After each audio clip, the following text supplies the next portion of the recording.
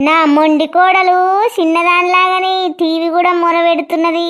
రావట్లేదు, ఒక సీరియల్ లేదు, ఒక పాడు లేదు, టైం పాస్ లేదు. నా బంగారు కొండనే, నా చిట్టి కొండనే, నానమ్మ అని ఎంత బాగా పిలుస్తావురా.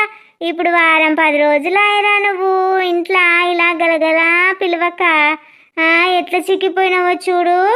అత్తయ్య గారు, నా కొడుకుతో మీరు ఏం మాట్లాడుకోవాలన్నా ఒక గంట సేపే ఆడుకోండి. మళ్ళీ మా అమ్మగారింటికి పంపించేస్తాను.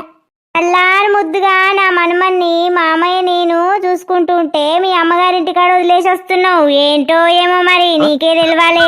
రోజుకు నీకు నాకు 100 గొడవలైతాయి. ఆ గొడవలను తట్టుకోలేక మీ ఆయన మా ఆయన క్యాంపుల పనికంటూ ఊరొదిలి వెళ్ళిపోతున్నారు. ఆ గొడవలు తట్టుకోలేక వీనికి చదివిందంతా బుర్రకెక్కక చదువు సంకనాకిపోతుంది.